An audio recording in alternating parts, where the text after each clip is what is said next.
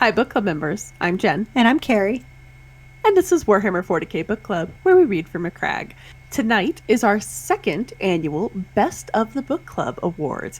Woo! As we take a few moments, like a lot of moments, to recognize our favorite characters and the moments and quotes and things that made us laugh in 2020 for the book club. If you've been following our cast, most of these will come as a little surprise and should be familiar, but obligatory spoiler warning. We will, before we announce our award, we will say the book that it's from, and we're going to try to keep our awards again to around 1 to 2 minutes. So if you haven't read a book that we're talking about, go ahead and skip ahead. Unfortunately, so many of our favorite things, it's just really hard to present spoiler-free. Additionally, last year, I think we had a couple people who played along at home and gave us with their opinion, not only their opinions on our awards, but their awards. We heartily encourage anyone to participate at home because we also love hearing what you guys loved this year. With that, let's dive in.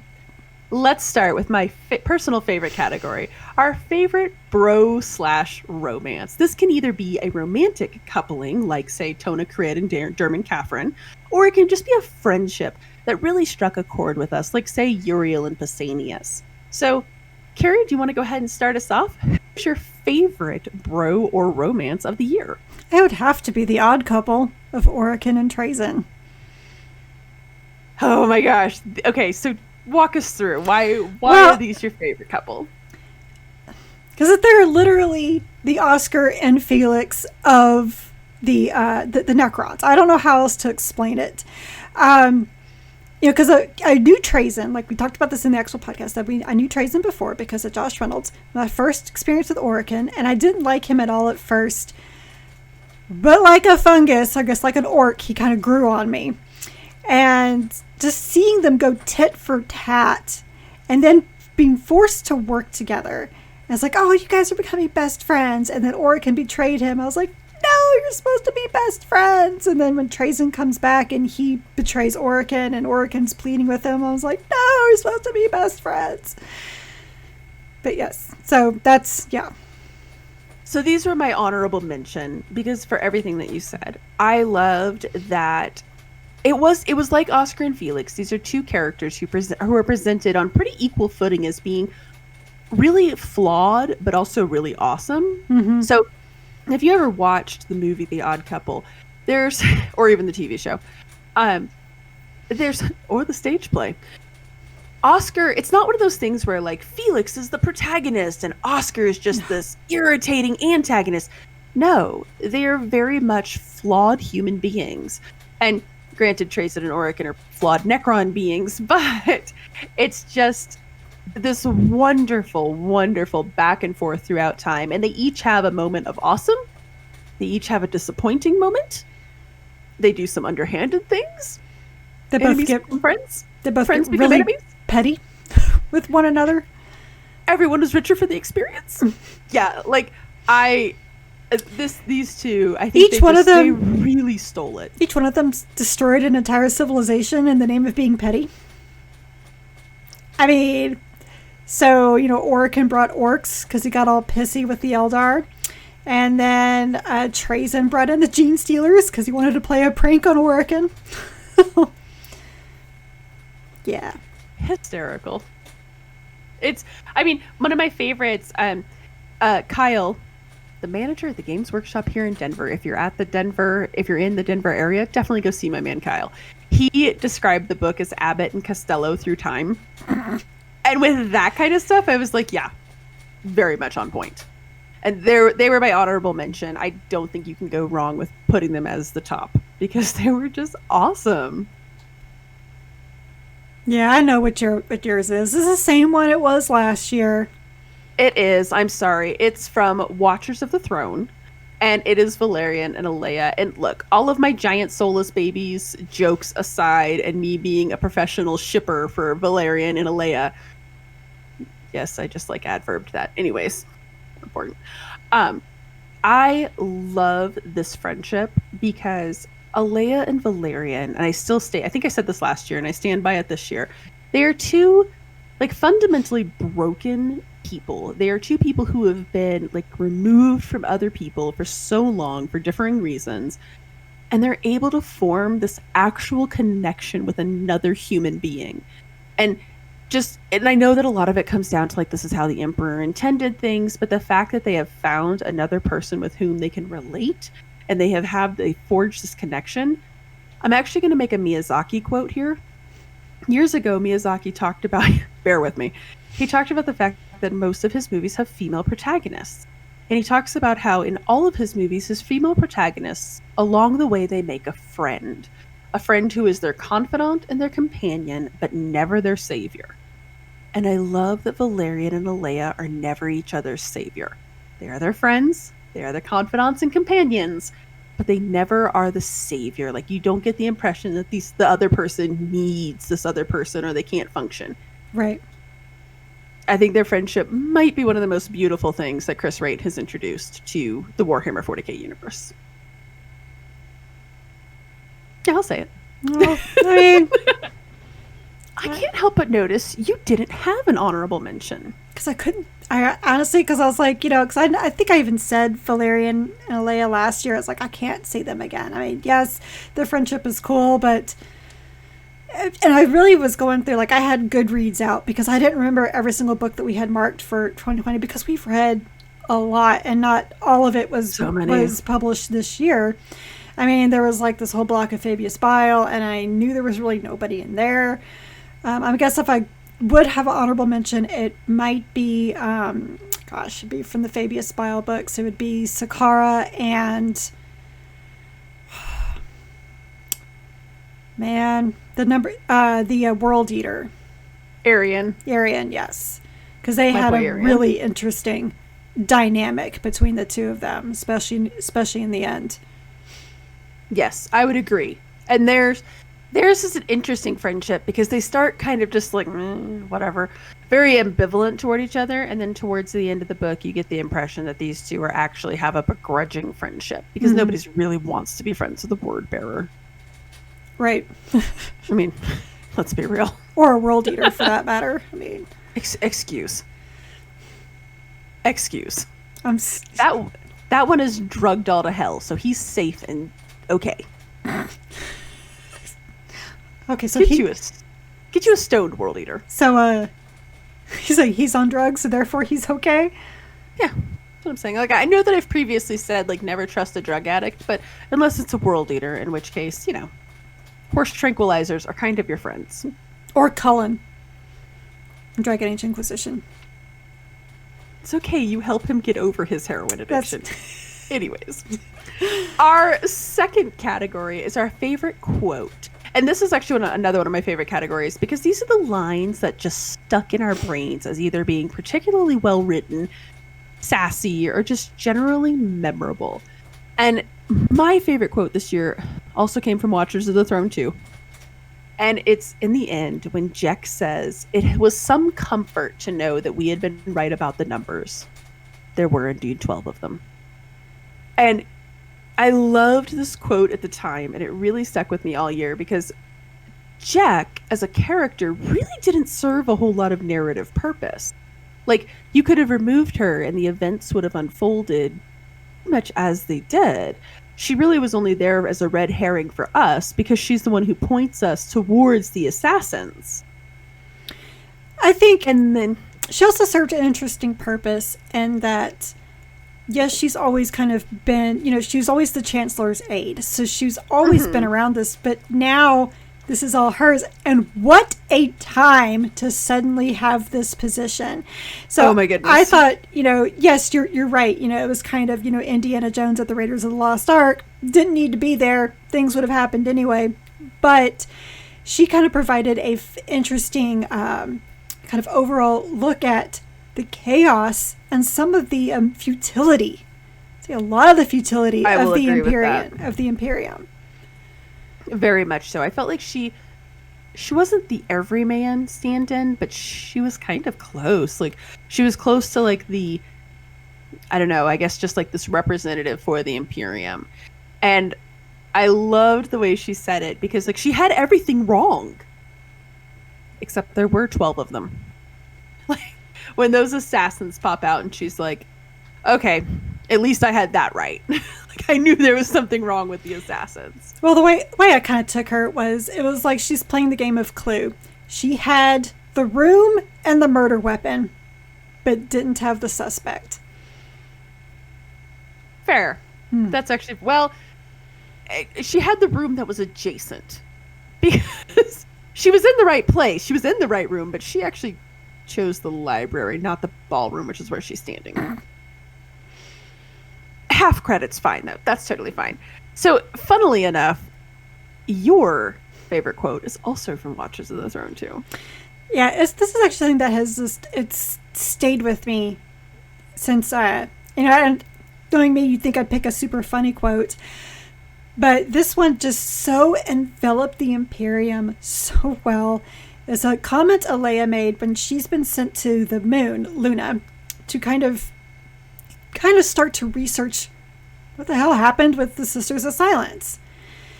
And she's trying to uncover some of the secrets. She, gets to the secrets of the Selenar, which is probably, talk about a Pandora's box. You just maybe not be ready to open all that yet.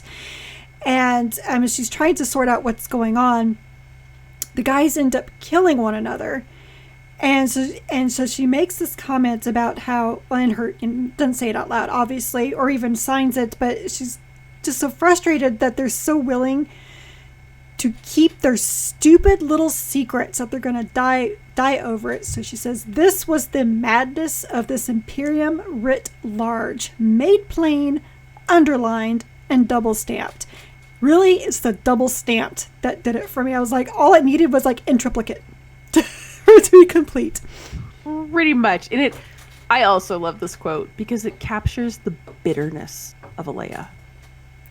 It captures so many things, like just the bitterness of Alea. To me, it's also right there. It's like, that's why Gulliman chose you to do this, because I guarantee he sees this as well. 100%. He's seeing how all of this is just utter chaos, and everyone's so busy guarding their stupid secrets that he doesn't even understand why they're keeping them secret. Because he's totally like, well, back in my day, we all knew this stuff. Like, what's the big deal? But I guess if they didn't have these secrets, the Inquisition wouldn't exist, and we can't have that. Those jobs might be at stake. Everybody's got to feed their family, guys. Well, Yes. how are you going to keep the masses miserable without the Inquisition? Let's be real. That's true. I also can't argue with that particular point. Honorable mention comes from the infinite and the divine. And this should not be too much of a surprise, because one of the things that Carrie and I talk about a lot is this quote from Dragon Age, from a Dragon Age event, I think it was at PAC, where they said, they were talking about the world, and they were like, if we had to define the Dragon Age series in one sentence, it would be, magic is dangerous and people are flawed. And I've always liked that. I just got chills all over again. I know, right? Because you think about it and you're like, it's the perfect description. In the infinite and the divine, at one point when they're facing the orcs, Trazen makes a quip about how there's nothing more dangerous in the universe than an orc having fun. And if I had to define the orcs in one pithy statement, it would be that. I loved it because I think it captures an idea that you and I have talked about a lot on this podcast, which is that the orcs are hysterical because they're having fun and they just love this. And it's just good old-fashioned fun for them. They're absolutely terrifying as an enemy, as a force. Their wah is horrific. And they're having fun. That's how you know that they're having fun. That sentence... Pretty much. The more terrible it is, probably the more fun they're having. So I really liked that statement because not only was it funny, especially in the scene, but I was like, that's how you describe the orcs in one sentence or less. Yep. There's nothing more dangerous than an orc having fun. Absolutely loved it. And again, like we have parody going on here. Your honorable mention deals with orcs. Yeah, it's from Brutal Cunnin. Honestly, you could just go on ahead and just slap the entire book of Brutal Cunnin into favorite quote because this is really, really hard picking one because I wrote down so many, but this one made me laugh the hardest, and it was aiming was for cowards. Because I think that also sums up the orcs really well. Okay, to be fair, yes. Yeah, I think actually you could probably sum them up. Like that would be like there's nothing more dangerous than an orc having fun. And Amen's for cowards. Mm-hmm. Yeah. That was another line that was so well placed in the scene. It was very funny. And I remember both of us looking at it going, yeah. I mean, well, if you think about it, he has something called a shooter. You can't aim a shooter. It's just meant to go shoot. That's true. You don't aim with it. Pretty much. Yeah. I can't argue with that one. And yes, well, we're going to talk a lot more about brutal cunning as we actually in our next topic, which is our funniest moment. So I know that we talked about this recently in one of our Patreon episodes, and we talked about this in the Infinite and the Divine podcast, which is that the Warhammer 40k universe is not necessarily known for its humor. Like, haha, it's such a hilarious universe, because it's just death and misery like all around. But it's full of a lot of laughs and a lot of humor. So these are the scenes that provided either just like a much needed laugh because they were well timed, or they were just perfectly timed and enjoyable, and we got to mention them. Gosh darn it. I'm going to let you start because of your... Mm-hmm. Everyone already knows what mine's going to be because I've been saying this all year. I said it on Twitter. I said it in our Patreon Voxcast that was just last week. Funniest moment, hands down. This was never going to be topped. It is from Lords of Silence, the Death Guard ship literally crapping on the Mechanicus. That scene. Okay, you want to talk about a well-timed moment, and I think we just talked about this in our Patreon episode. Mm-hmm. It doesn't feel tawdry. It doesn't feel crude. It not only is it hilarious, but you're like, oh, that makes sense. It really, when it happened, I was like, oh, of course the Death Guard would do that. That just makes 100% sense. And the way he described it, he put it in a way that was just as mundane as if they were loading torpedoes into the holding bay. Yes. Just very matter of fact. The only close he got to like a little bit of this is going to be funny as when he mentioned that when Vorks gave the order and the other officers in the room kind of perked up because they knew exactly what he was going to do. And then he said bowels of the ship. And that was about as close as you got. And it's even when I was reading, I was like, wait, is this really what I think it is? And then when it happened, I was like, that's exactly what that was. It's exactly what you think it is. And what a Death Guard thing to do. Oh my God. Like, it... Honestly, could you have something more Death Guard-y? And because it's the Mechanicus, all I could think of was Mo from Wall-E. Just frantically trying to scrub it all out. So, yeah, like in Up or Wall-E, Mo. Yeah, that's what I'm saying. Yeah, Mo. He would have exactly gone nuts. Pretty much. And again, just the idea of the people who hate the flesh and anything organic getting organic dropped on them. And I'm sure that wasn't good for the hull. I'm sure it might have had some corrosive properties. Oh, no doubt. And it was particularly funny because, like, just previous, they had been talking about how none of the other Chaos guys really like to get around the Death Guard because even they find them distasteful. And at first you're like... Well, I mean, would you?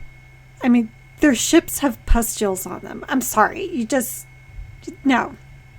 Like, when they talk about, the pimple on something, they're really talking about a literal, it's not just the blister, something, not the pimple, the blister. When they're talking about the blister, where the gunman would be, they're really talking about a blister.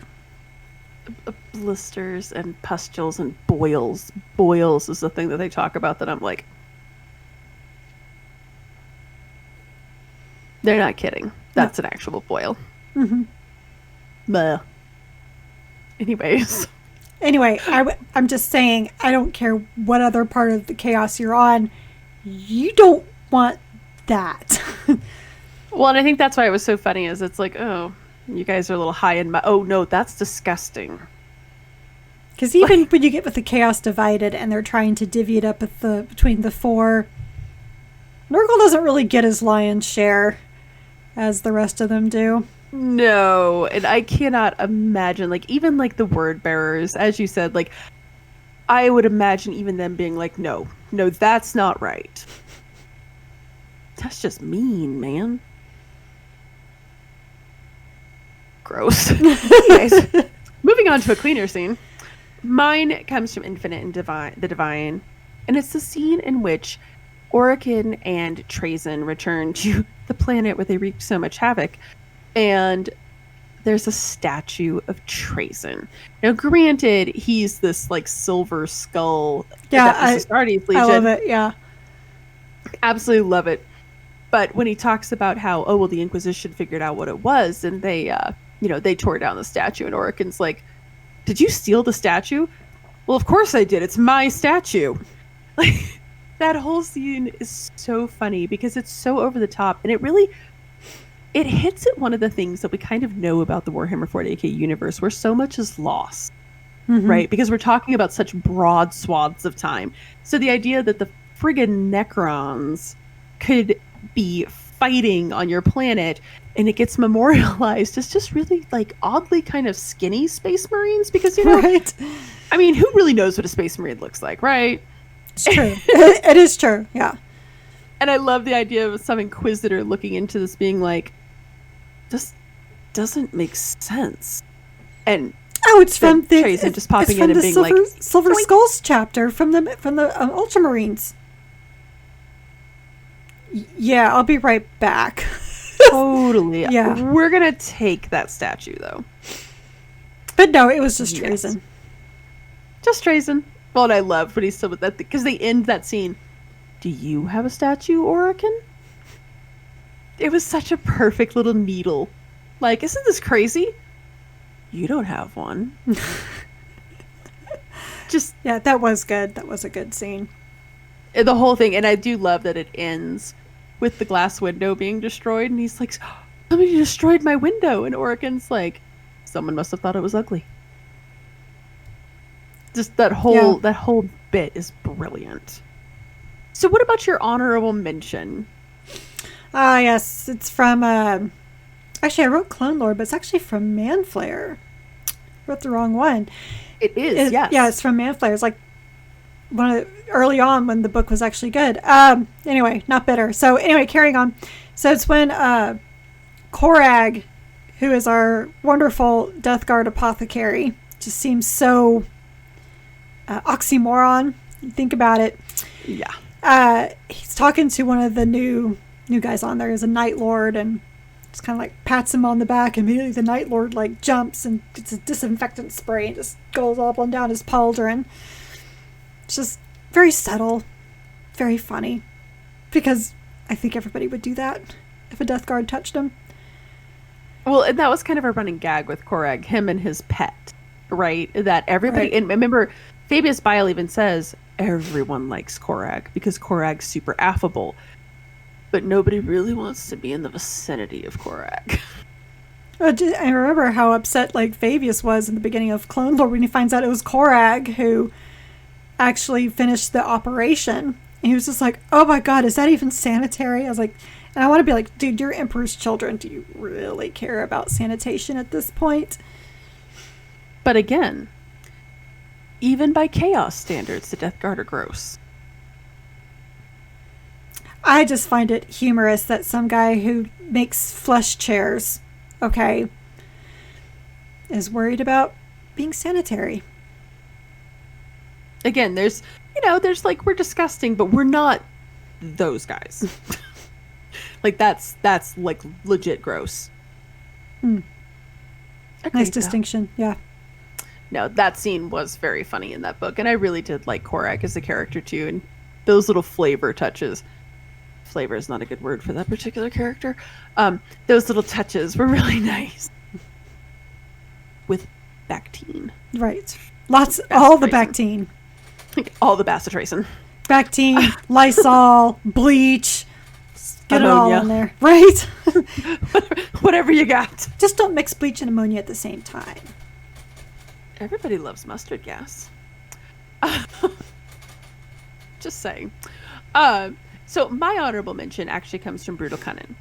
And it's the scene in which Uthak names his squig. And the reason it was so funny to me is that I really like the Legio Titanica. Like, I love everything about the Titans and the idea of the Princeps, this proud, noble person, right, who runs an entire Titan. He's part of the machine. Like, and Princeps, such a fancy, formal word. So listening to Uthak try to sound it out because the squig killed the poor Princeps. Like, I'm gonna call you Princess. Like, and just the idea of basically a murder pig being named Princess, and the idea of this big, tough orc having a little pet murder pig named Princess, that tickled my funny bone like so hard in that book. Every time he would talk about Princess, and especially when he would coo at it, and he'd be like, "Who's a good squig?" But him trying to sound out Princeps and coming up with Princess, like Mike Brooks knew what he was doing there. Oh yeah, that was so very well, funny. He tweeted that I don't know how many times. He's like, I still can't believe they let me name a squig Princess. Yes, that was totally on purpose. To be honest, like, on one hand, I also kind of can't believe that they let him name a squig Princess, but on the other hand, again, it's fully within the orc's idiom. Oh yeah, to try to sound it out, and yeah. Oh yeah. Yeah, they would know what a princess was, like, conceptually speaking, right? Would they? I just think probably. I don't think so. I think, he just, the word, just princess, like, that's what it says. That's what you are. When you say princess, I like either picture like a big poofy like Cinderella or Princess Aurora dress, or like a little Pomeranian sitting inside of a purse. Or Chihuahua. Or a Chihuahua with like a rhinestone collar. Mm-hmm. So really, a squig. Sure. Absolutely loved that one. So let's talk about, and I don't know about you, but I really struggled with this category this year. Because last year, we read so many books that had just deep gut punches. This is our biggest, oh my god, scene. These don't necessarily have to be major lore upsets, but just scenes that either figuratively or literally had our jaws agape, or just saying, whoa. In the Keanu Reeves way, of course, naturally. Whoa. Like, the stuff that just kind of, for lack of better phrasing, blew our mind. Mm-hmm. And funny enough, we actually had the same one as our number one. And it's the scene in Watchers of the Throne 2, where Rowboat Girlyman basically pulls a Michael Corleone. You get to the edge of the book and you realize, oh my god, he gathered all of his enemies together to wipe them out. Oh, he just had orchestrated everything. He knew exactly what was going to happen. And to me, it was even more than get all the enemies together. It was, he knew if he put this person here and this person there, what exactly the plays would be. He had it down to almost like the minute of how things were going to go. Because like even like at the very end when they realize, I don't remember exactly what it was because it's been so long since we read it. But they're like, well, why was this even there? Like, well, he told me to be here, and it was like, well, how would he even know that this was going to happen? And right then, it's like, my God, man. Like, I don't want to play chess against you because you've already, before I've even moved my pawn, you already know how you're going to win.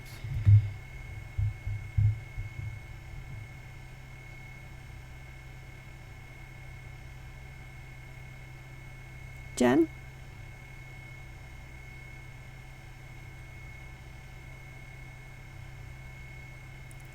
What's going on? My computer just froze. Oh, okay. Randomly. No idea what happened there. Well, you were moving just fine, so. Oh, good. Well, awesome. At least it's not the internet. Yay. So, yes, to everything that I did here. The idea, because I remember we even said this in our podcast when we read Watches of the Throne 2. There's this scene where, to borrow a British phrase, I think like one of the generals that he grabbed is probably feeling rather chuffed with himself, right? Because so clearly not a good dude. And you know that he's thinking to himself, this Primarch does not know what's going to hit him. Oh, pumpkin. Someone didn't know what was going to hit them. It wasn't Robbie Bobby. It was not Robbie Bobby. Spoiler alert. Which I think it was a master stroke because, again, similar to The Godfather, it basically sent a message. I'm not toying around, and I don't have time for this. And while I personally won't kill you, there will be no questions who organized all of this. So I liked that scene, especially because, remember, before they retconned and changed the time space between Dark Imperium and the events of him waking up, it kind of explains why people are not only a little leery of him, but also a little angry with him. Well, I think you kind of knew that just from reading the first book of Dark Imperium, because basically talked about how he just kind of went in there and was like, well, what happened then? Oh, you don't need to know that. Excuse me? What do you mean I don't need to know that? Or why are you guys doing this? Why is this not being talked about? Yeah, no, we don't discuss it. Well, I'm going to. He just, kind of came in with his 30K mentality, and they're like, well, that was the old ways. We won't do that anymore. Well, I'm sorry. Things were better back in 30K. Like, we've seen this meme where, that this is fine dog is, everything's burning and they're like 40K, this is fine. He's out in the field. This is how we do. It's on the field, there's rainbows. Like, this is 30K. It's like, this is intolerable. That's pretty much exactly what was going on, especially after reading the Mechanicum book. Like, all of that technology that got lost because of Horus. And a lot of that, Reboot remembers, Reboot knows. So he's watching the Mechanicus like flounder around and not really know what they're doing anymore. And he's just like, oh my God, what has happened? And he's probably wishing he never woke up. Oh my gosh, that's actually one of my favorite memes, is the one where he wakes up the lion and explains everything, and the lion's like, I'm just going to go back to sleep. And Robbie Bobby's like, if I have to be awake, you have to be awake. Like, love the idea of it. But it was such a master stroke. Actually, that whole end sequence was a master stroke from Rate. And right there, it showed why it's called the Regent's Shadow, because the Regent wasn't there. But was not there at all, but his shadow is long. And it goes into like, he tells Valerian, like, I'm going to honor you with these laurels. And he's like, please no. It's like, no, this is just what I'm going to do. And he didn't want to. And the custodian's kind of mocking him for it. And then it ended up being the best thing for him because Reboot can see the long game. Incredibly so. And that's, I think, the other thing is that it just reaffirmed this guy is not playing your short-term petty politics. He's playing the long game. Yeah, and everyone who thinks that I love it, and everyone's thinking, well, we're not going to have this Primarch rule. You guys think you're going to outlive this guy? Considering how back in 30K they weren't sure if Space Marines would die of natural causes. They're like, they would probably live forever. I mean, Dante's a pretty good proof of that right now. They had no idea how long they could live. And this is a Primarch who's got direct genes from the guy that's rotting on the throne over there. So he's still alive. This guy's going to outlive you all. And pretty much. And he's... You guys may have the rejuvenate treatments, but you're not living another 500 years. He's born with it. Yours is L'Oreal. Maybelline. Whatever. Anyways. He's also worth it, like L'Oreal. Yes, exactly that. He's not going anywhere. He's got all the time in the world. And yet, he has no time for your pettiness. And it just made for such an absolutely just wonderful masterstroke. And it also, again, it just sent that message of, don't toy with me.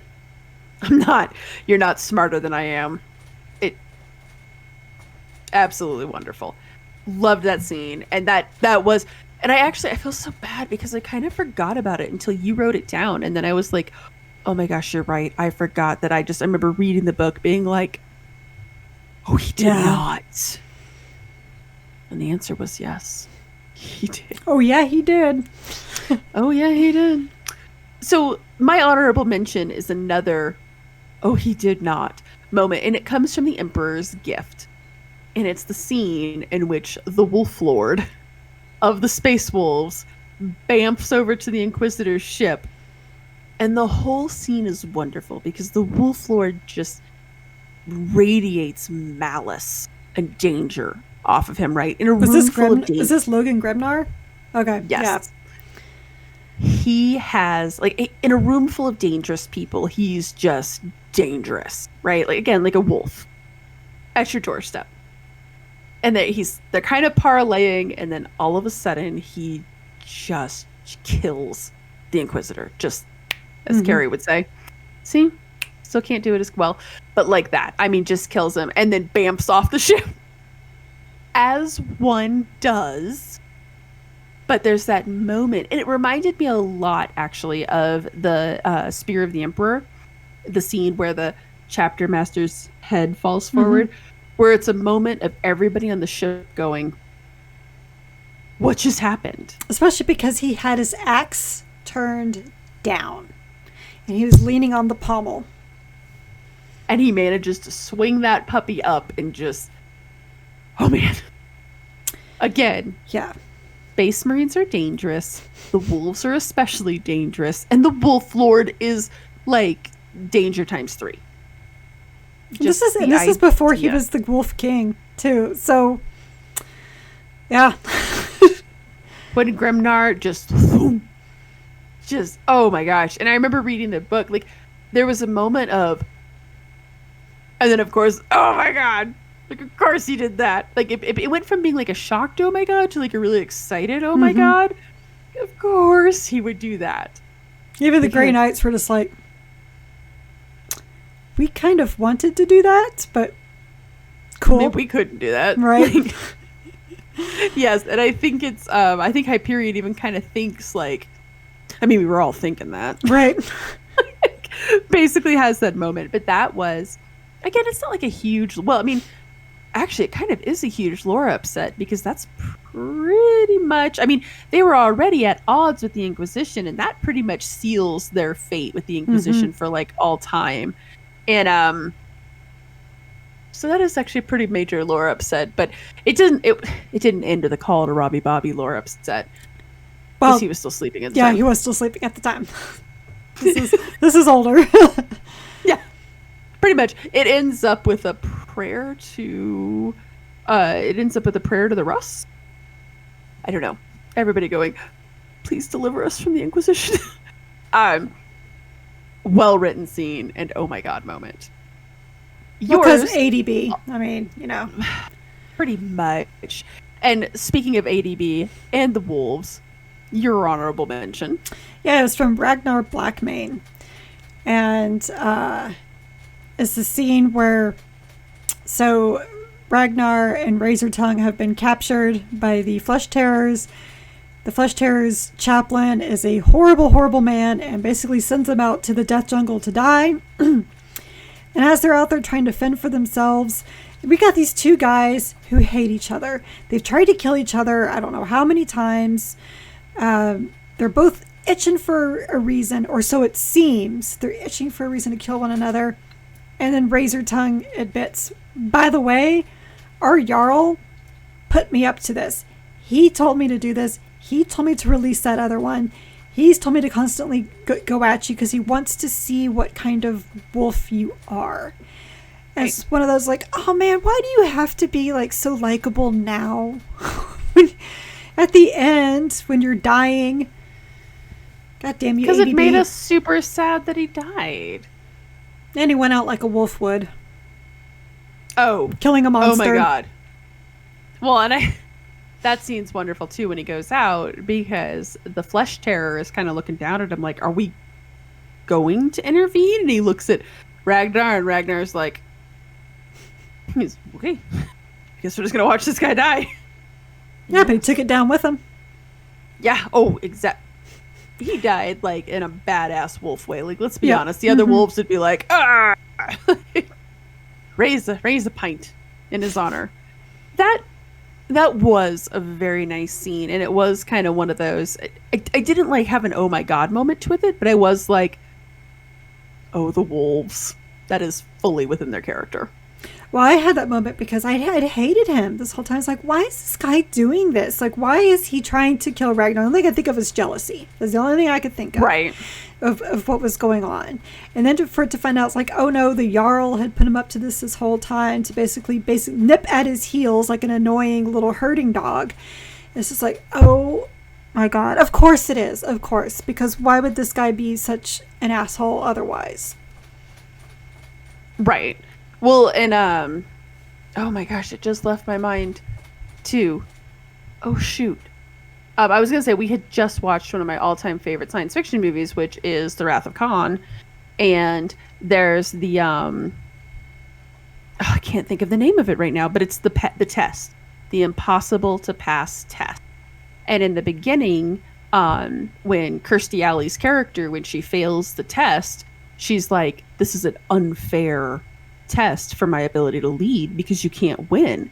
And Kirk says to her, like, do you not think that that's easily one of the best tests for a captain? Not only how you do in your successes, but how you do in the face of death? And she's like, oh, well, I hadn't thought of it that way before. It really stroked those same, like, that same vibe of, yeah, we've seen how you fight, we see how you do this, but how do you do when you constantly have somebody biting at your heels and constantly nagging at you? Which, because they do encourage that type of character within their legions, right? Mm-hmm. They like to have Lucas the trickster. They like to have the guy who's willing to just speak his mind.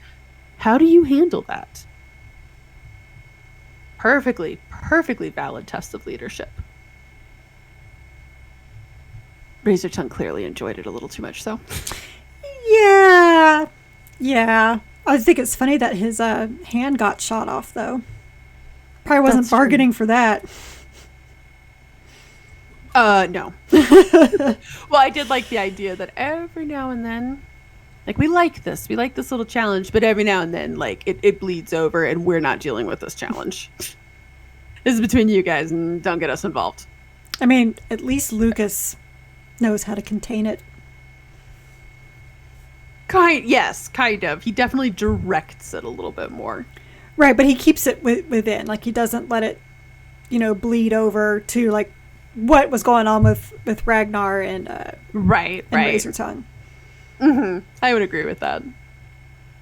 So let's talk about our favorite scene. And this is a little different from the oh my god scenes, because our favorite scenes, these were the scenes that as they played out, we were like cheering for it, or they just replay constantly in our minds. There was something so cinematic about them.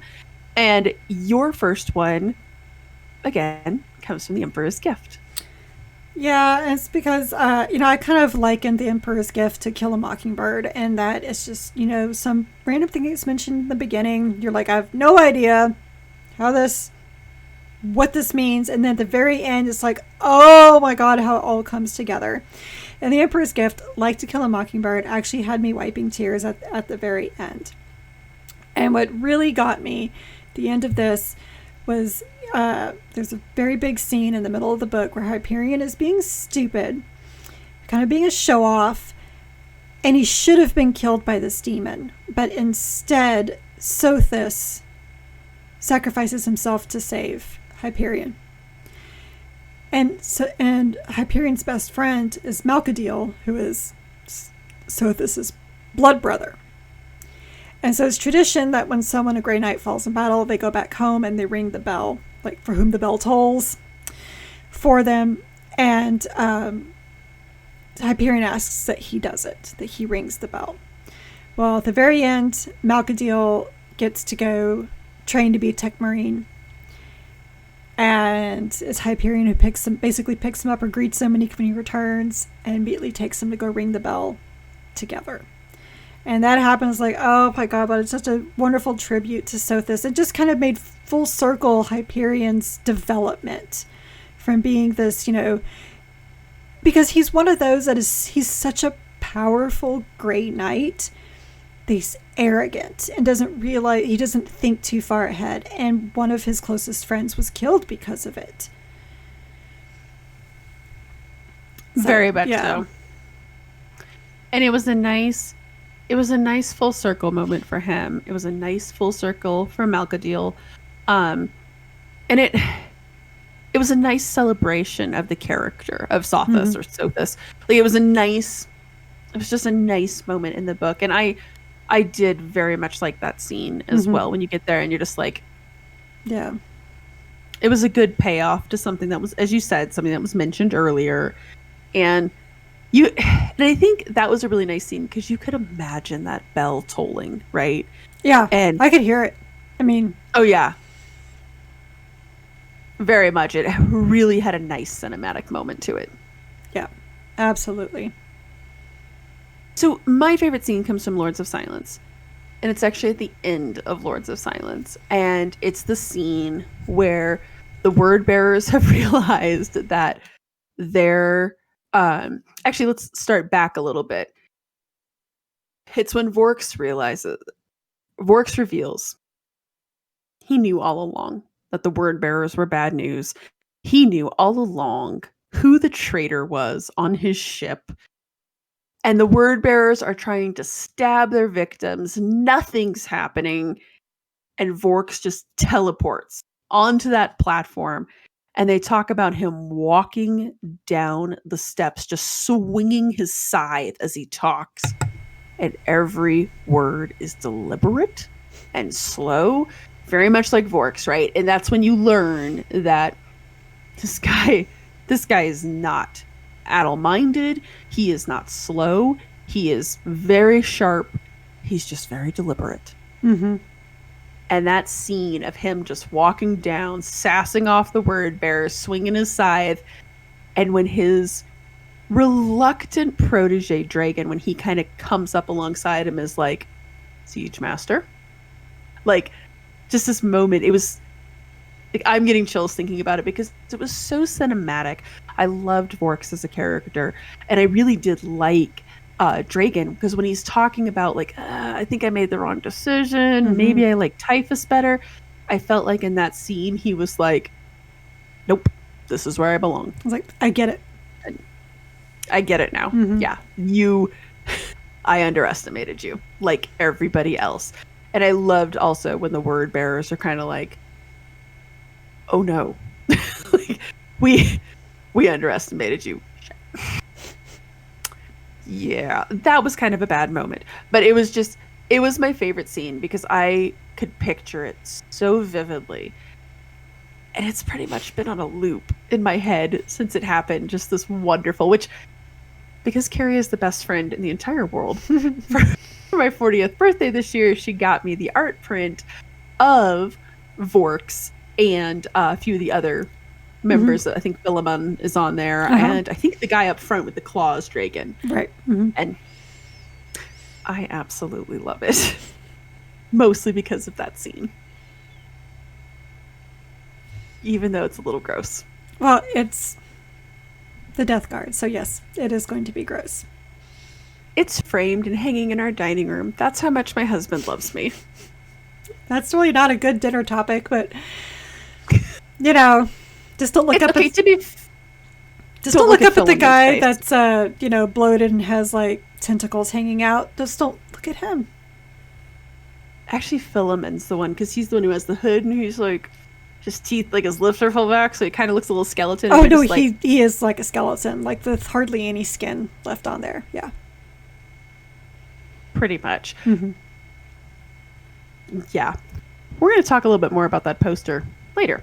But what's your runner up for your favorite scene? It's kind of around the same idea. It's when because Vorks I think had just been warned by, I don't remember who it was.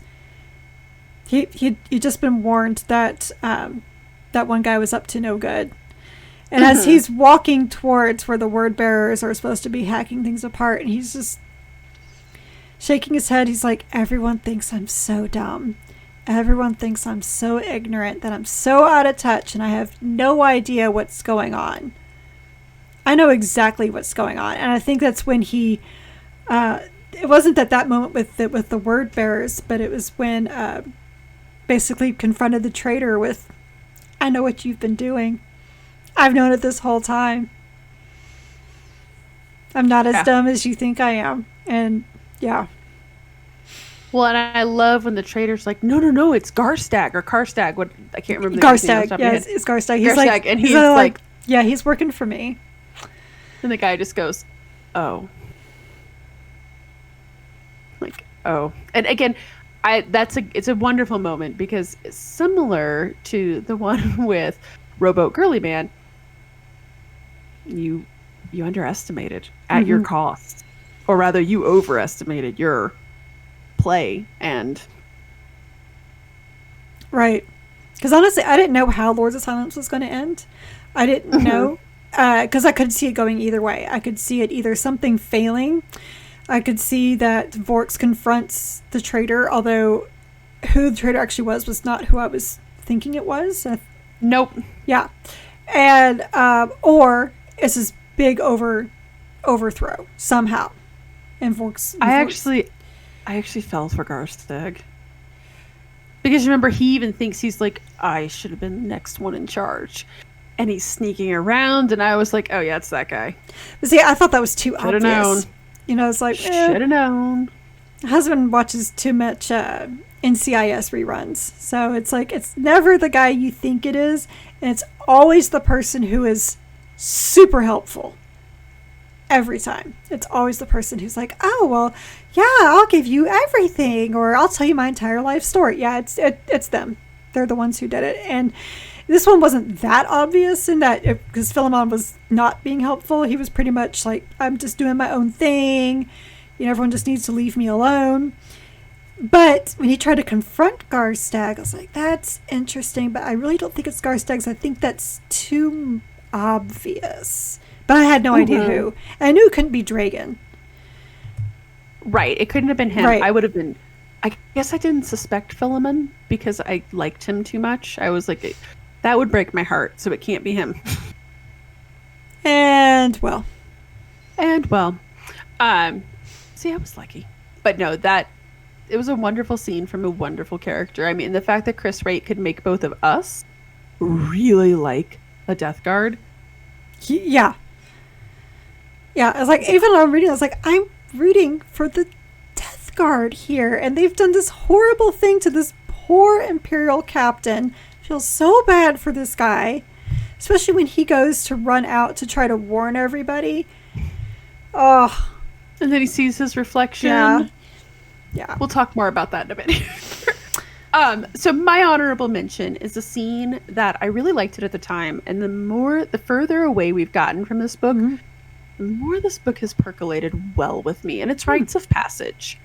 Okay. And it's the scene. And I think it's because, and I figured out why this scene has just stuck in my brain so much. Okay. The whole book is really about these bourgeoisie navigators who are so pissy, and they have all their little politics and all of their little games that they play Bored with each other. rich people problems.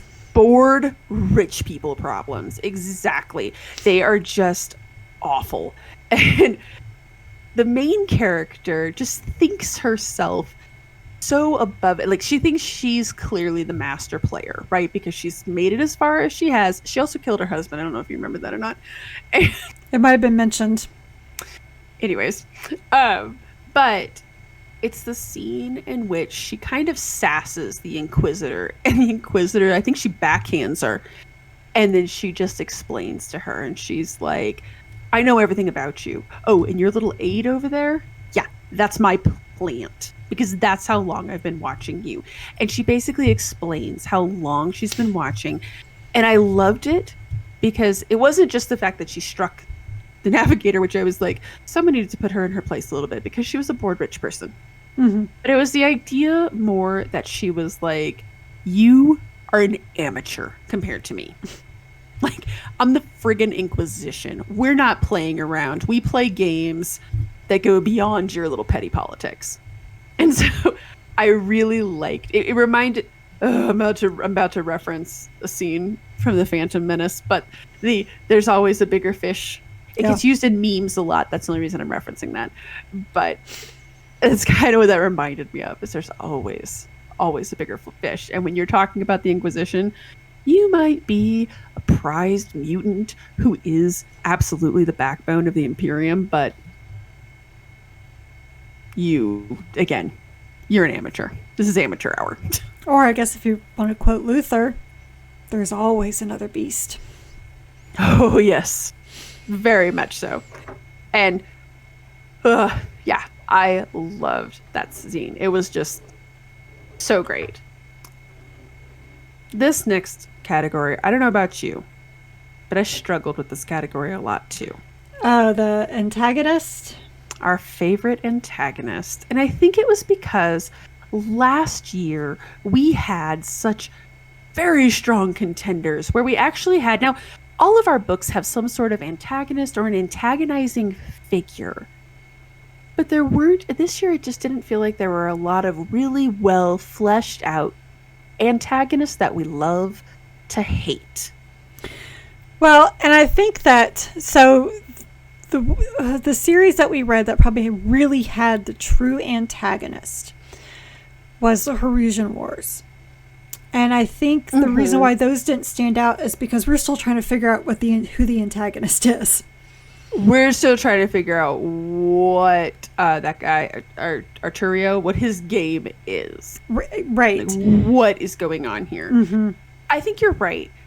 Fortunately, at the last minute, the Infinite and the Divine swept in with the Deceiver. And to me, this was such a wonderful antagonist on two levels. Because on the first level is that it's very weird when Orican starts talking with Vashani. Mm-hmm. Because there's the two versions of Vashani. There's the kind of binaric, yes, no, please rephrase your question. She talks like a magic 8-ball. And then there's the, oh, my equal. And this very obsequious, kind of saccharine version of her. And we know that something's not right. Like, we know something's not right there. But then when it's revealed that not only is it not right, it's a Catan. And not only is it a Catan, darlings, it's the Catan that convinced you guys to become the Necrons. Oh, and BT Dubs, your folk hero, who was the famous resistance agent that you guys have lauded in like a 10-hour epic. And I have to say, mentioned so much that story and how important it is and how it's grown in the telling over the years. Oh, by BT Dubs, that was also the Deceiver. I felt like one of my favorite South Park episodes, which is an old one, and it's where Jesus and Satan have the boxing match. It's the pilot. Yes, it's like they have the boxing match, and everybody bets on Satan, and so he throws the match. And at one point, somebody in the audience is like, "What a mean thing to do! That guy is a jerk." That's how I felt about the Deceiver when he reveals, when he's just like, "Oh yeah, you're folk hero? That's me too."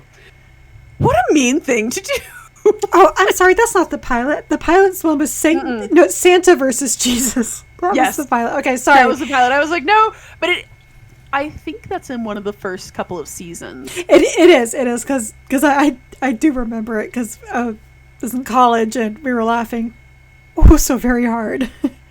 Oh my god, it was like, just in case you weren't sure that South Park was going to be super irreverent, that pretty much. But again, just that, what a mean thing to do. The deceiver, wonderful. That reveal, I mean, that kind of malice. And again, it kind of reminded me, the other reason that it was awesome was because we had talked about last year when we read Belisarius' Call with him releasing that Catan shard. We were like, Uriel Ventress released a shard like 400 years ago. Like, where the hell has that thing been? 400 years is like a day for these guys. This guy had been playing a con for like 5,000 years. Mm-hmm. Millennia long con. Longer than that. I mean, because exactly. Yeah, I think when they finally got to open, it was 8,000 years after they had started. You are correct, yes. So 8,000 years just on that con for Oregon. And was he so patient with that? Oh, all he had was time. It's nothing when you're a star god. That was a wonderful protagonist. Just, it's awesome. I mean, exactly what you expect from a shard named the Deceiver. Well, and you didn't see it coming. No. You knew that there was something bad. Right. You knew that Vashani was not in the up and up. You knew that whatever was in that tomb was not what they thought it was. But I wasn't thinking it was that. Not even a little bit. So, tell us about your favorite antagonist. All right, so this would be the Lord... Where's he from? This is the Lord Inquisitor Kisnaros, who's from Ragnar Blackmane. He was the one who basically declared war on the Space Wolves and said that if they didn't basically... Let me back up here. So these poor Imperial Guard happened to see demons. The Emperor's gift, not Ragnar Blackmane. Right? You're right. It is the Emperor's gift. That's right. It is. You are correct that he basically is like... Yep. He's just like, yeah, well, shame. He's loading up his gun. Like, shame. So sorry that you saw this, but we got to kill you now. And the Space Wolves were like, nah, it's not their fault. Let them go. Like, who are they going to tell? Nobody's going to believe them. But, the Inquisition, there's two things going on here. One, they don't want anyone telling what they saw. And then the other one is kind of, we don't know if they're tainted or not. That's really not what it is. They say that's what it is, but we don't want them telling. Space Wolves prevent them. And basically, Lord Kisnaros is so upset about this. He's the one who says that they are going to wipe the entire Legion out. Which, to be clear, he acknowledges that they're a first founding. Yes. Yeah, that was one of those moments where my jaw hit the floor. It's like, oh, he did not. And I know we talked about this in that podcast, but the arrogance involved in that. Oh, a first founding chapter? I will declare them excommunicado. We will kill these people. Yeah, because they were going to they're going to exterminatus Fenris. Mm-hmm. And if it wasn't for, I don't remember which wolf answered the phone that day when they called and they got to the planet, and he's like, is there anybody we can talk to? And he said, give me 4 hours. If it hadn't been for Bjorn, from waking up Bjorn, who's probably just like, seriously, you woke me up for this crap? I mean, obviously, they wouldn't have exterminatus them because Games Workshop would not have allowed that to happen. They would have Dallased it. It would have been like, oh, it was all a dream, because there's no way they would have let that happen. Pretty much. But yeah, it was that moment that really hit for me about really how awful the Inquisition is. I was already kind of leaning that way, but it was at that moment. I was like, man, you guys have nobody's best interests at heart but your own. Pretty much. And the whole thing, it wasn't necessarily that they were like, well, okay, let's look at this. They took several thousand guardsmen off the planet. They could start telling people this could be corruption. This could spread. One of them might have a demon. We might have a demon possession on some other planet. We're going to have to... No. It was... They defied my orders. And nobody questions me. Yeah. So it wasn't even like the guy was like, hey, let me explain to you, like, this, okay, you know, the leg bones connect to the hip bones, connected to the backbone, connects this to... No. It was, this guy... me? You guys don't question. Right. You know, and I think that was one of the great things that the Horesian Wars kind of delved into, was that by having an Inquisition story that's not told from the perspective of the Inquisitor, you know, and you're hearing, you know, this poor aide who actually, you know, ends up being, you find out she's a mind slave in a way, you know, and they're explaining how the Inquisition works. It's like, well, when everybody has autonomous rule and they all have different ways on how this works, they really kind of defined like the politics of the Inquisition. So I understood it a little bit more, but I still think they're awful people. And the Horesian Wars doesn't make that any better, because again, you have even more awful people doing things just for themselves, their own power. And somehow I don't think that's what Malcador had in mind. Probably not, but maybe what what's her face had in mind when she helped create the Inquisition. Yeah. Right. Because she's in high favor. Pretty much. Right. Yeah. So I really struggled with my honorable mention, and I actually ended up going for Duke Sliskus from Lucas, the Trickster. And I know this is probably a surprise, because I think even in the book I was like, ugh, this guy. But in hindsight, the more I really thought about it, he was a fun villain. Because, and I know that we said this in the podcast, but he was very much a dark version of Lucas. And kind of the cautionary tale for, look, it's all well and good to be a trickster and to just kind of do whatever you want and have this laissez-faire view on life. But it could lead to being like this. And this guy definitely embodies that dark bohemian lifestyle that you're going toward. Well, I mean, I can see that, but honestly, at that time, I was so sick of the Drukhari.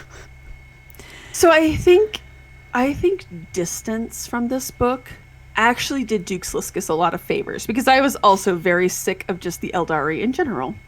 But I did like how very arrogant he was, and just so blasé about his cruelty.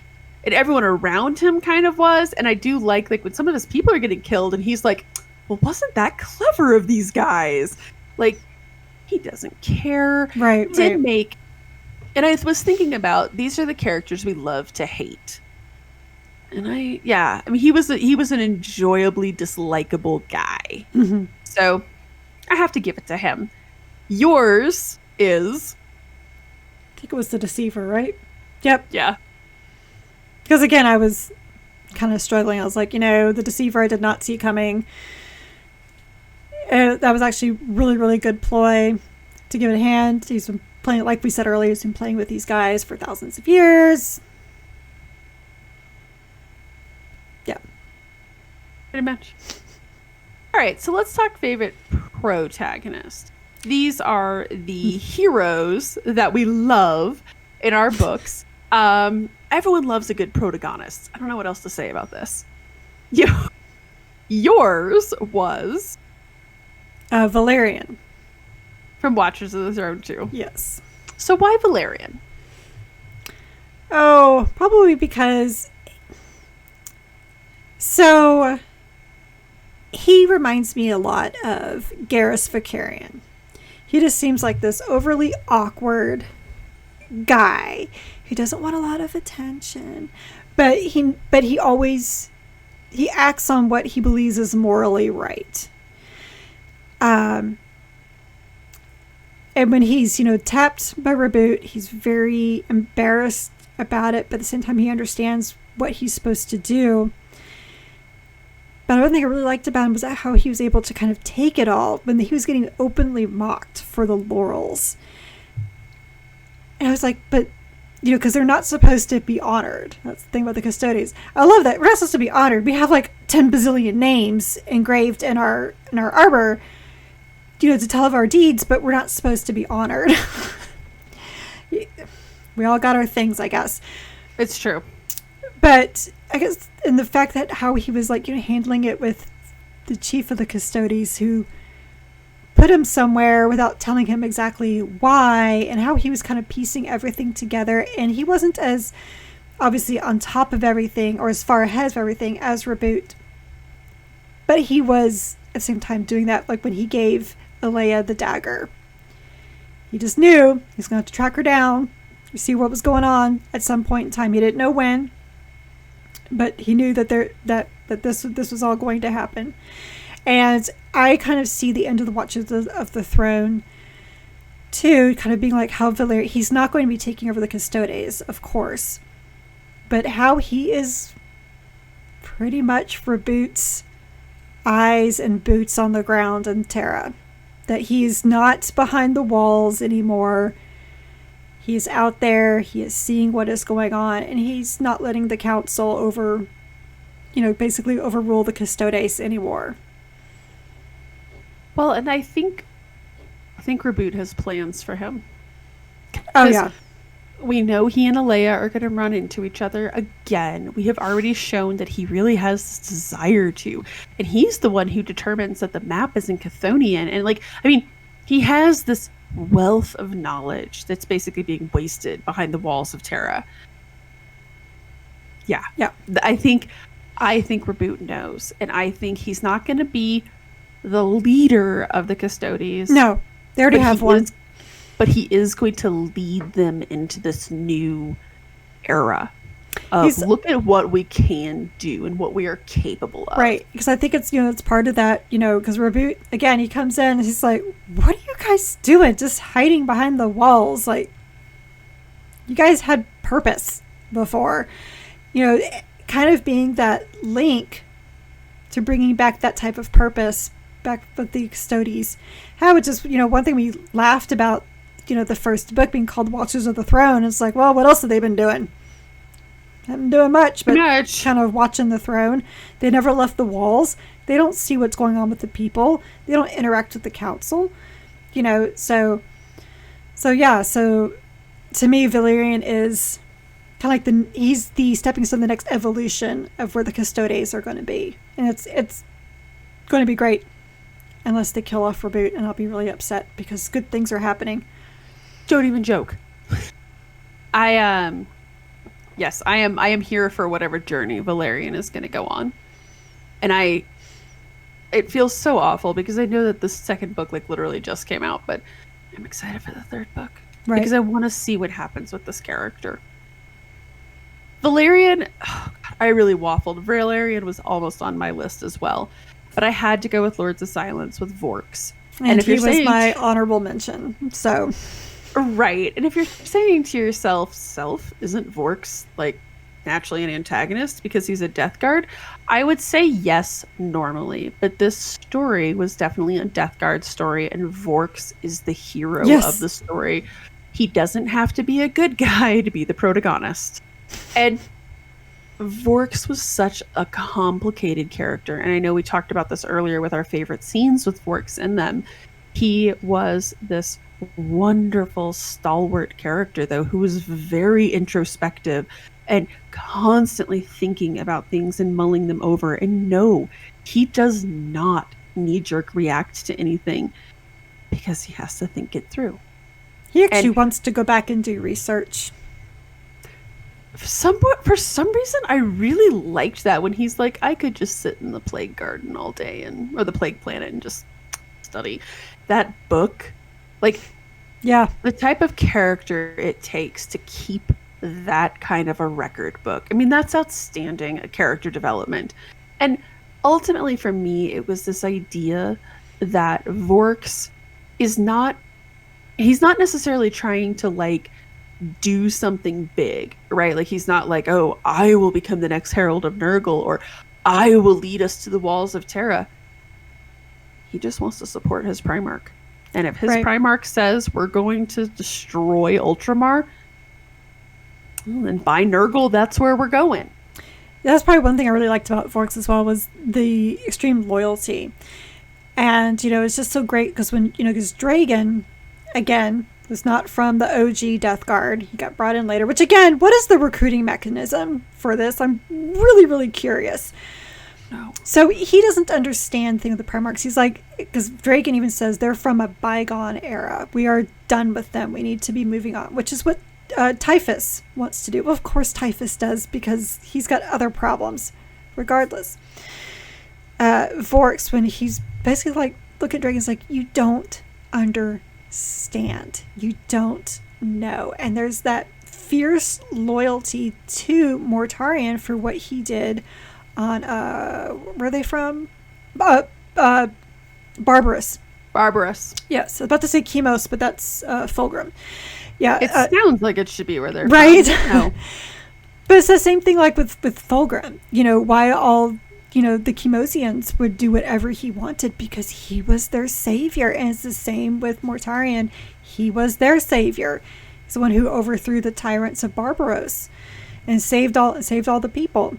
So as he keeps saying, it's like, you don't understand. Like, I will follow this man to the ends of the earth and beyond. And he literally has. He has. You can't go much further downward than Nurgle worshipping. Well, and I did like when he talks about like how he refers to the god. There are no gods. There is really only the one right god. And he even says, he's like, I mean, given all the terrible things we've done, that has to be true, right? Like, he's not this mindless blood for the blood god, or Typhus is mindless, everything for grandfather. I mean, obviously he does worship grandfather Nurgle, but again, the fact that he's just constantly mulling things over, and I guess this year really taught me that I like those cerebral characters. Well, we got to see Mortarion kind of be like that as well. That he's not some mindless drone after Nurgle, which is one thing that Typhus can't say. He's like, I like do more for Nurgle, but why is he, the demon prince? And it's like, well, because he's a Primarch and you are not, and he's the greater prize. So yeah, it would take a lot for him to fall out of Nurgle's favor. That's just how how it gotta be. That's just how it be. Mm-hmm. But Mortarion's the same way. I mean, he's, yes, he's got some revenge things going on. He's like, I really hate my brothers and my father. And my other father, he's in a jar. If I could put the other guy in a jar, that'd be great too. I'm sure he would love to put his other father in the jar, to be honest. Indubitably. Right. But, he gets blinded by, family problems. Like, again, they all have daddy issues. They all have daddy issues. They all have family issues. But Mortarion doesn't do anything without a purpose either. Mm-mm. No, and I guess I just really liked that. And I know we said this in the podcast, but I never imagined them being that thoughtful. And like, they thought a lot, not that they brought Hallmark cards to their grandmothers.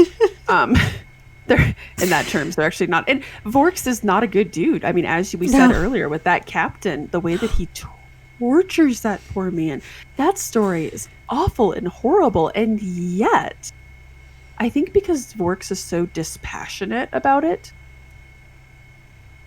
it's nothing personal. Right? It really isn't. Like, I don't know, for some reason, like, it was easier to stomach because you were like, oh, well, it's not like he's just like, ha ha ha, I'm torturing this guy, laugh at his misery. Like, no, it was just kind of like... Well, also, he kind of see that he was giving him a gift by removing his heart and keeping it by him. It's like, you're never going to die. How great is that? I think that's a big part of the recruitment process, if we're being honest, into the Death Guard. Like, look, you're going to be, like, impossible to kill.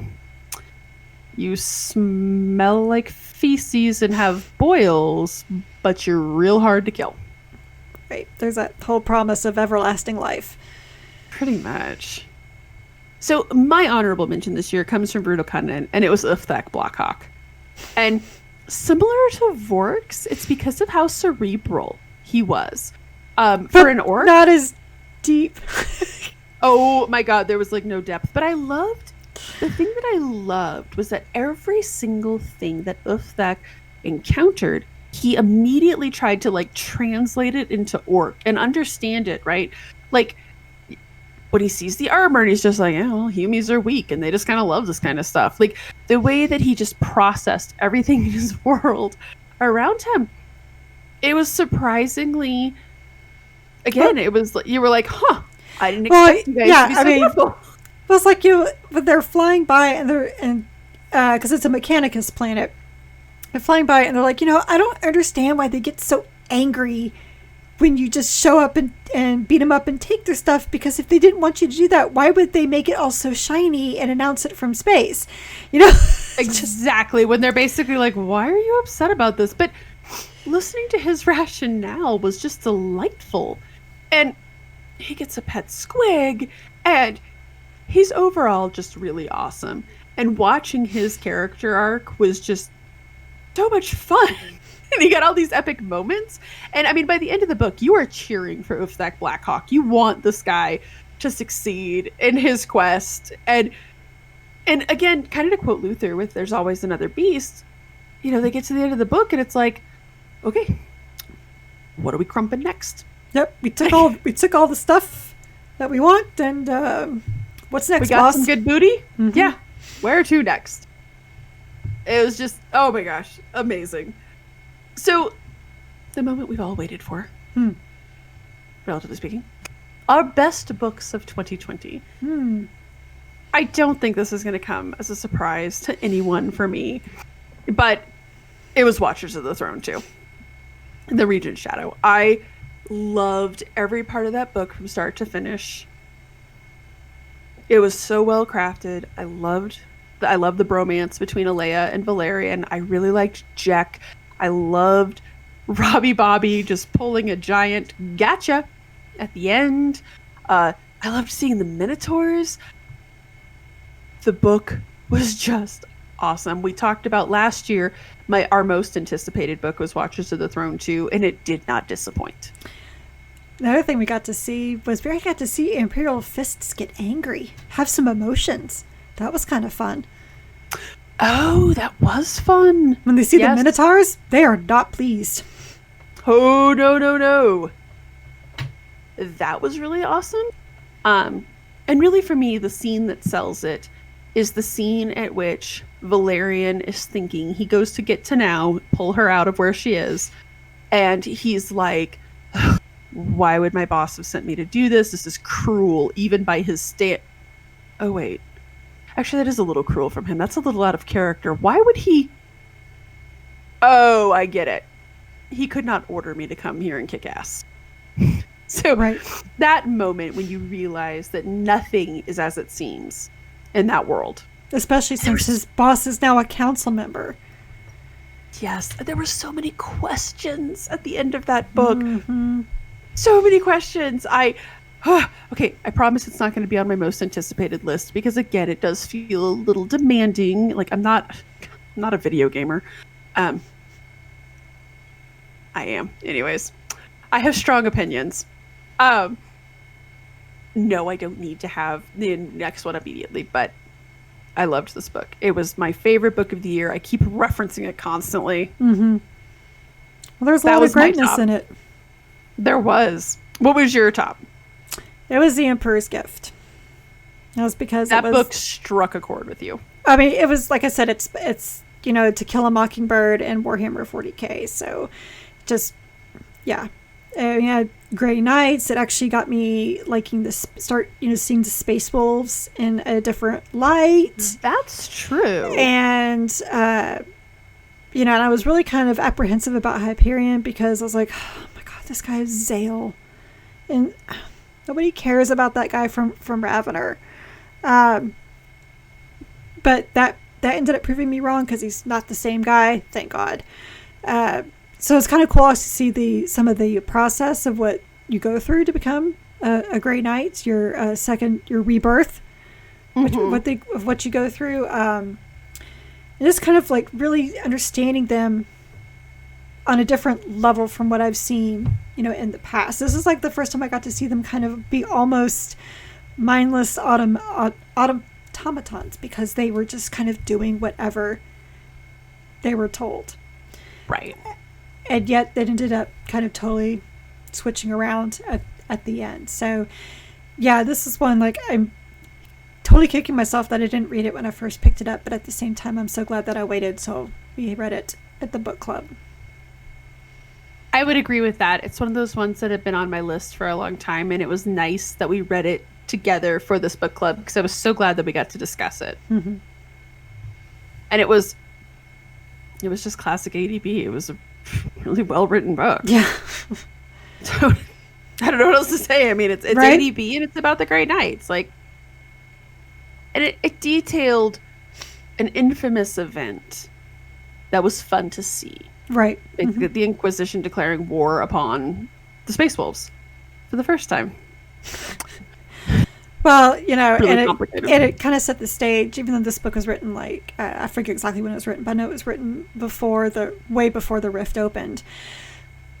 But it kind of sets the stage also for the whole thing with the Wolfen.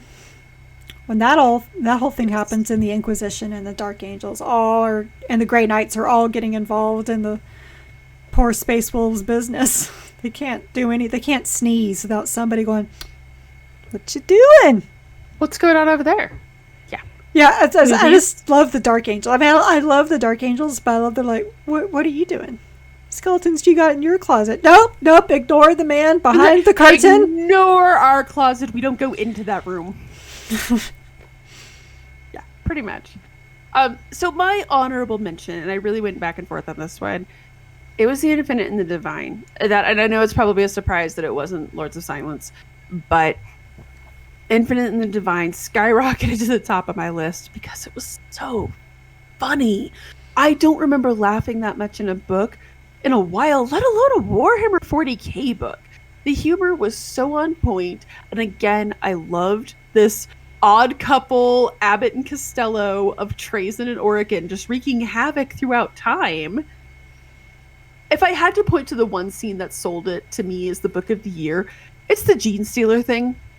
When you realize that him putting a lictor down there, like, just as a lol, right, that's a prank, brings the Gene Stealer. Yeah, when he's like, oh, I had no idea that he would become a patriarch and we'd have this mess going on.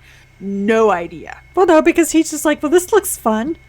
Let's see what it'll do. Right? Like, again, the child playing with a toy, right? That scene, I think, that poor probably cemented it. That poor planet was like their literal sandbox that they were building things with and destroying with, and you just don't want to dig too deeply in that sandbox because you don't know what could be hidden in there. But yeah, you're gonna find cat poop. Let's be clear. Yes. Yeah.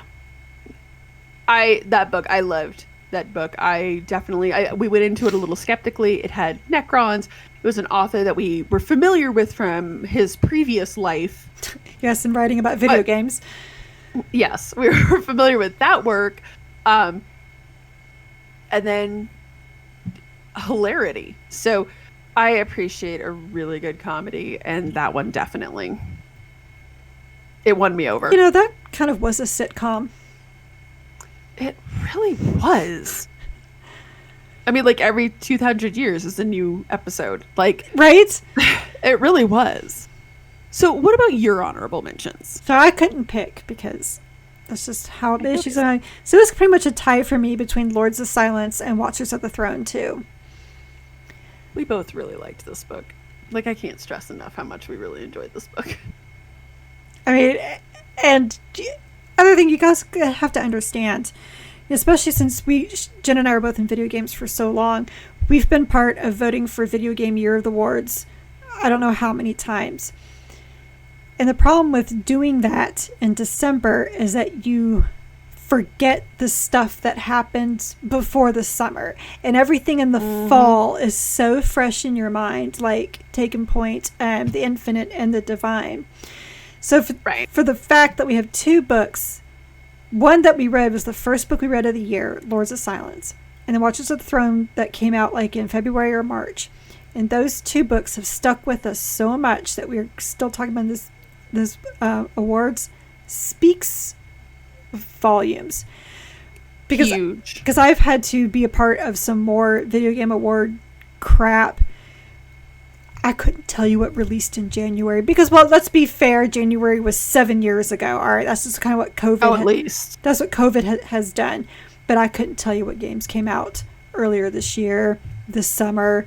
Mm-hmm. One thing I remember was like, oh yeah, so like I reviewed Valhalla. No, that doesn't deserve an award. You know, just trying to remember things that I've played or things that I've edited and seen, and it's even harder with books because we take so long in between each one as well. It is. So, which is why I had to have these books so high up there. And, you know, I think because of the COVID publishing schedule, we ended up going back reading older books. And as we said, I think if I could go back and change anything that we did this year, we would not have overdosed on Fabulous Bill. Right, yes. If I could undo anything, it would be that. Because, boy, I have to say, we got to the end of the third Fabulous Bill book, and like basically everything that came before that just erased, except for Watches of the Throne and Lords of Silence. No, we did both go back through our list and read some good books this year. Mm-hmm. But really only a handful that just were like, wow. Right. Like, these are must-read books. So what are you most excited about either in 2021 or beyond? Dark Imperium 3. I've been wanting this for so long. And now that Guy Haley has said that it's coming, bring it on. I'm so excited for it. I cannot even argue with that. Like, we've both been griping about how badly we want that book to come out for so long. And when we watched the Black Library preview and they said, like, oh, Dark Imperium 3, we were all like, what was that? Come again? Can you say it again? Collector's edition? More slowly. Oh, it better, because I have the first. Better. I have the first two back there, and if the third one can't, match, we're gonna have to buy the new hardbacks anyways because of the gorgeous art. But if I don't have a third one to match that, I will have to go to Nottingham and cut some bitches. Oh, I'll go with you. Okay. We'll form a 2-woman picket line. You are all welcome to join us. We'll sit out there with our signs, and we're not leaving until we get collector's edition of Dark Imperium 3. And I'm sure that'll be wonderful because I can just imagine Eddie and Adam looking out being like, oh, that's very odd. Anyways, apparently we need to make a collector's edition of... Does anyone else see the Yanks? I love them. Does anyone else see the Yanks down there? They're kind of loud, aren't they? They're very loud when they talk about the Dark Imperium, but I understand. I also really like Dark Imperium. I love them, you guys. That's a pretty good impression. I love them so much, and but yeah, they are definitely the antithesis to us because they're very reserved. Mine, I have to say, I want Lords of Silence 2 so badly. And I think with the Dark Imperium announcement, it works perfectly. Because, oh, yes, it does, because they intertwine. Heck yeah. So I was just so excited when they mentioned Dark Imperium 3. My first thought, in fact, I think I even texted you, as I was like, this like paves the way for Lords of Silence 2. Mm-hmm. Really excited. So that one, It doesn't even need an explanation. I'm so excited for that one. What's your runner-up, though? This one's a fun one.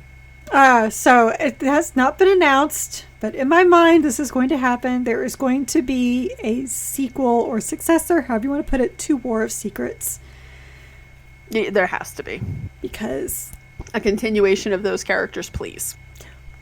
Well, I mean, secrets are coming out, and it's just so delightful. And we now have Primaris Deathwing, so... yeah, who... may or may not have Stockholm Syndrome. I'm not quite sure. You know We're what? Still not sure whose team he's playing for. You know what? You know what they're kind of like? This is going to sound weird, but we were just talking about this earlier. Those guys are kind of like the Jonestown defectors. They're just like, oh crap, we have no idea what we're into. We have to keep smiling or we're going to die. Pretty much. And yes, contextually, we were talking about cults earlier, as one does. Yeah. I mean, what else do you guys do on Tuesday nights?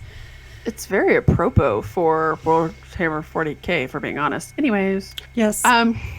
So my runner-up is Brutal Conan 2. And again, I know that I just said that I wasn't going to ask for yet another Watchers of the Throne book since it just published, and Brutal Conan did just publish. But I had so much fun with that book. I definitely need more of that Blackhawk in my life. And frankly, I think the world just needs a little more orc. I can't argue with that. Orcs destroying things. And there's nothing more dangerous than an orc having fun. And Aemon's for cowards. I need more of this in my life. And Uthak does like having fun. Oh, he loves having fun. And his little squig, too. Yeah, we gotta have Princess in the next book. Yeah, Princess or I Riot. So, really quickly, though. That'll be your picket line. Post. Princess or I'll riot. Pretty much, yeah. I'll have that sign, Princess, and then we'll also have a sign for the Dark Imperium 3. They'll be on separate, like, the opposite sides. So you can yeah. Okay. I'm only, like, half kidding, because then we would have an excuse to go to Nottingham. I'm not kidding. Yeah, it would be amazing. So, as last year we talked about like what book we thought was underrepresented, but this year we're going to say really quickly, we both read a lot of stuff outside of the book club. And it's really funny because I think we both chose the same book, but what was your favorite book that you read outside of the book club this year? It was Luther. Oh my God, yes. 100 times yes. I mean, I don't know what else to say. I mean, I wish that everybody could listen to our Patreon episode about Luther where we really dive into it. So this was it's a Gav Thorpe book. It's part of the Horus Heresy Characters series. And it goes through Luther after he is captured when Caliban falls. And his interrogation over the next 10,000 years up into the point where he escapes. And it is brilliant because we didn't really exactly know what to expect into it, especially after. So with me just finishing up reading Fallen, I think it's called Fallen Angels, where Luther, he's kind of going a little crazy at the end, and he's basically like, they've lied to us, because he's reading those books, the books that he promised the lion that he would get rid of, and it's like, he's been lying to us the whole time, everything that's going on here, and we're going to go up against the lion, and Zahariel's just like, I don't know what's going on, but I feel like I should nod and say okay, whatever you want, dude. So it kind of goes through like that whole process. So I was expecting kind of that, but you don't have that. Instead, you have the very calm and together Luther that you had at the beginning of the Descent of Angels. And he talks about his flaws, and he actually really tries to educate the Dark Angels. And it's just, what's so lovely about it is that, he's telling all these stories, from his point of view, but they're kind of parables in a way. They're his stories, but they're also parables for what they should do. And the Dark Angels take the complete opposite or complete wrong thing from it. It's like in the Voxcast from Patreon episode, I even said it reminded me of that web series, how something should have ended. In this particular case, it was how Frozen should have ended. And it's when the king and queen, they bring Elsa to the trolls, and he's like, fear is your greatest enemy. And they're like, so we lock her up and take her away from everybody. What? No, that's not what I said at all. So Lucy's like, what? No, you're the worst parents ever. And that's kind of what happened. Like, he'd tell them one thing, they're like, really is. Like, so we should be friends with it. Well, that's not really what I said. Then they come back and yell at him, he killed all of us and you told us to be friends with him. Like, that is not what I said. It's not what I said at all. And what was interesting, I mean, the book was a masterstroke from Gav Thorpe because I went into the book like expecting it to be kind of a little. I'm going to be honest. I was expecting the whole book to be Luther whinging the entire time about being misunderstood and woe is I.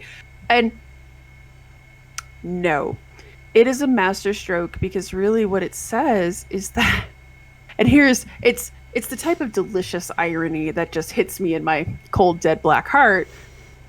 Luther ends up molding and shaping and affecting and influencing this legion way more than the lion ever did, for good or bad. And I mean, I think it's worth noting that it's my favorite book that we read outside the book club, because if you listen to this podcast, you know I'm really not that big into the Dark Angels. And I really don't like the lion. I really don't give a crap about Luther. I always kind of felt bad for Luther because it was like you would have been really awesome had the lion not shown up. Like I've had a little sympathy for him, but I'm really just not a Dark Angels person. So the fact that this book, not only did I love it, but it was easily one of my favorite books we read this year. Like, if I know we read it outside the book club, but this was probably my number 3 favorite book overall out of everything we read. Well, yeah, he totally shaped the Dark Angels and their destiny and everything. But because they misinterpreted what he said, and he's trying to say, that's not what I meant, don't do that, and they throw him back into stasis because they're not listening. Yep.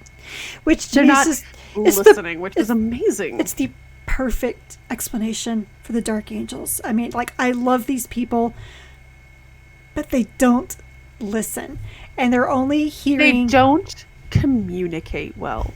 And that's what they got from their gene father. 100%. And I think this book shows it. Yeah. They don't communicate. They don't listen. They don't talk. And the fact that it ends with him escaping. Well, and he's just like, you just leave the door open? Okay, cool. Guess I'll show myself out then. It's like, way to go, Azrael. You had one job as Supreme Grand Master. One job.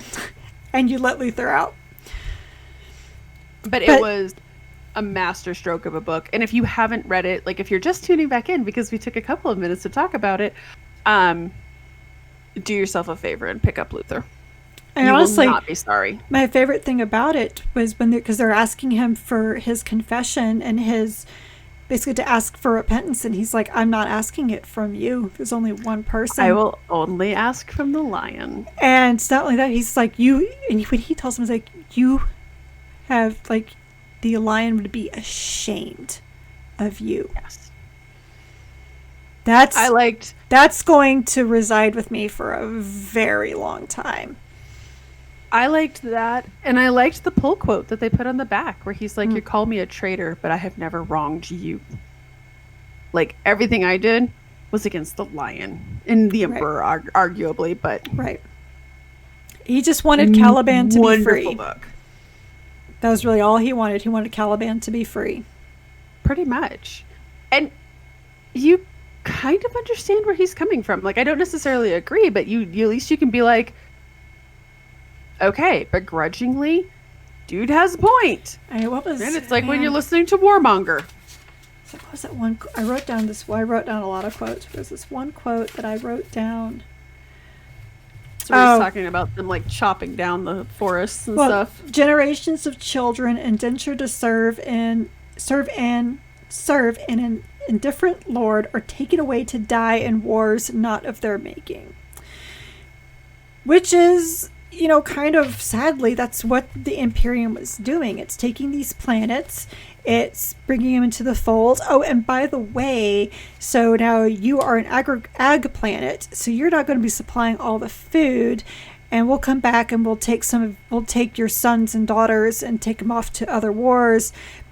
You can make your own planetary defense force, but we're going to take the best of the best to go out and fight wars that you guys had nothing to do with. And Luther is seeing that it's like, we have our own problems down here. All we've wanted was to be free of the beasts. And as he said, there's always another beast. Well, now that other beast ended up being the emperor. Yep. It's a wonderful book. And, not only was it a good thing to read this year, later in the year, but it was a pretty good note to actually end our awards on, too, because we didn't read it for the book club, but God, it was a good book. And I would say, looking at our awards, like when we first got to it, kind of like last year, I was like, oh, this is going to be so hard. Because again, with the publishing schedule being thrown out of loop, we kind of had to make the best. And we read a lot of stuff that was older, right? But this was a really good year. Like we read some really great characters, some great books, stuff to look forward to next year. I'm super excited. So here's the other thing. So also, since last year was our very first year to do it, we only had 12 books to cover last year. This year we had 24 because we actually went to full year this year. That's true too. We did have more books, and we had started doing like once a month initially in those first few books, and we took a summer break, and we had anyways. This is a hectic year, and it was all for you and us. I had fun. I had so much fun, and I'm so excited for 2021. Again, I know we talked about this on our Patreon, but with the Black Library reveal and all of the stuff they're teasing, and some of the stuff that we know didn't come out this year. Looking at you, Sabathiel. I'm excited. I think next year is going to be just as much fun. And I know I teased this earlier, but Carrie and I are going to put our heads together and think of some type of end of the year or beginning of the year giveaway, because we have another Lords of Silence poster. Yeah, which is so absolutely gorgeous. Funny story about that. So, COVID. Yeah, that's really what it is. Was COVID. I had ordered that from Warhammer Art, which is over in England. And when they shipped it, of course, it's the middle of COVID. It was a month, and she hadn't gotten it. And by then, the tracking had stalled out. It's really funny because if you did the tracking through USPS, it had stalled out in Chicago. If you did it through Royal Mail, it stalled out in Los Angeles. So Warhammer Art was so kind. They're like, it must have gotten lost, and so they sent another one to replace. They just figured it was gone. Well, then suddenly that original tracking number picked back up again. And Jen ended up getting both. Yes. So we are going to pass the savings on, or pass our good fortune. We're just going to call it, and it's kind of funny, we're going to call it our COVID poster because it's, the Death Guard. If you're curious as to what it looks like, it's basically just the cover of Lords of Silence. It is beautiful artwork. The poster is super high quality. I had a coupon for Michael's, and it totally got framed. Get professionally framed. It's on my dining room wall, you guys. Do you know about how big it is? Because it's a good size. It's a good size, but dang Brits. It is not a standard poster size. Well, no, because it's framed. Because it's in millimeters.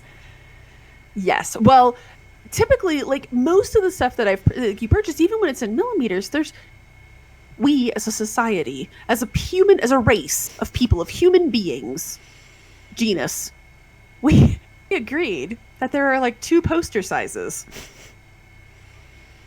Black Library did not. Apparently Games Workshop was like, oh, we missed that meeting. So it's just a hair off. So anyways, it is a gorgeous poster. It would look absolutely wonderful on your living room or your own dining room. If your spouse really loves you. Or the kitchen. Have that looking at you while you're cooking. I wish I had wall space in my kitchen. You've seen my kitchen. There's nowhere to hang anything. I would totally do that. Unapologetically. Anyways, do you want to take us out of 2020, Carrie? God, you know what? I would love to. Like in March. Yes. Oh my God, yes. But so yes, this is the very last book club of 2020. You won't hear from us again until 2021 when we go over The Darkness and the Blood. I can't help it but say it like that. I don't know. By the wonderful Guy Haley. So which is it's kind of the sequel to the Dante novel of the the Blood Angels. So that's how we start off the year, with blood. And then what's after that? We just got some. Oh, and then Reverie. That's the next one. The Reverie, which is, wait for it, more Blood Angels. Watered down Blood Angels. They're a successor chapter, and I'm sure they're every bit as corrupt as every other Eurotrash space vampire chapter. Fight me. But these have crowns of thorns, because they are all about... They're subtle. That's what all the subtlety you'd expect from Games Workshop. I mean, let's be real. No, this Games Workshop has the subtlety of a 2x4. To the face. Pretty much. Pretty much. So I guess, with that, we're going to say goodnight.